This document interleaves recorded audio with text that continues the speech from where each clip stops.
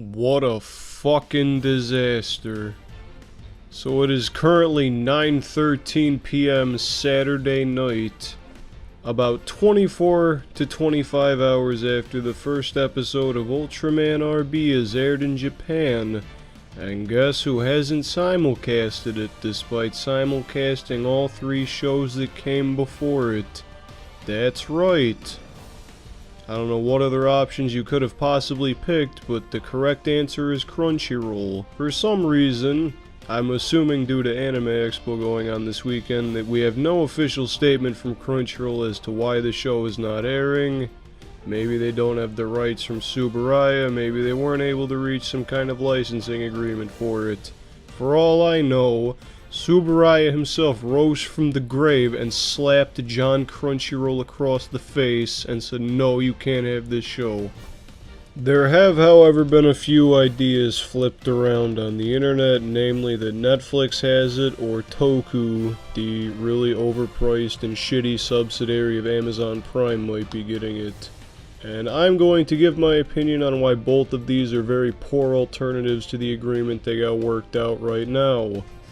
First and foremost, at the end of the day, Crunchyroll is a free-to-view service. You can get a premium subscription to make things a little bit less ass, but at the end of the day, like I said, it is free.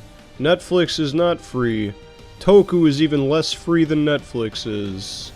Due to Tsuburaya wanting to expand into the West, they're gonna need as many eyes as possible. Now, Netflix arguably is going to get more eyes on it than Crunchyroll will, but due to the fact that Crunchyroll is free, more people are able to actually watch it. Toku is absolutely not the best way to get more eyes on the series, because nobody fucking wants Toku. To give you a brief rundown as to why I am not particularly fond of Toku, let's look at the cost.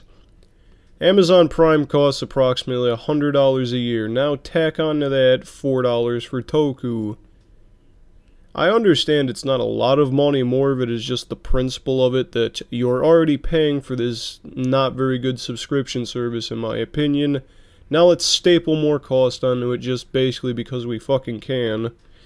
And you've got a recipe for disaster. Let's not forget that the main target demographic for Ultraman, at least in Japan, is children.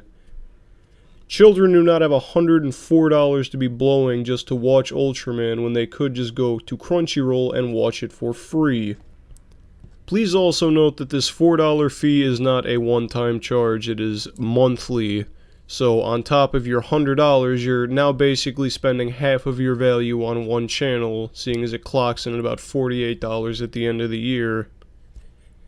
Now let's compare that with the $0 cost of just sending your child to Crunchyroll to watch it, once again, for free. All of this, however, is completely hypothetical for all... Some dickhead riding his Harley in the background. For all we know, there's just going to be a delay in the simulcast and we'll be getting it sometime at the end of the weekend. I won't know that, because Crunchyroll has had absolute radio silence since last night. They're still on Twitter replying about other shows, but we've got a pretty steady amount of people bitching about this show not getting any sort of release, and Crunchyroll is dead silent about it. I understand not wanting to talk about something if you're under contract, but at least give the audience some kind of yes or no instead of having us wait on our hands and feet for something that's never going to happen. So to put this video in a nutshell, if this is Crunchyroll's fault, then Crunchyroll shit the bed. If this is Tsuburaya's fault, I very seriously hope the rights don't default to Amazon Prime and Toku, because that is the best way to not gain any traction in the West. I'm really just hoping this is some bad miscommunication and we're just getting the show a little bit later than we did last year. I really don't want to pay $150 for one show. Amazon Prime damages my boxes.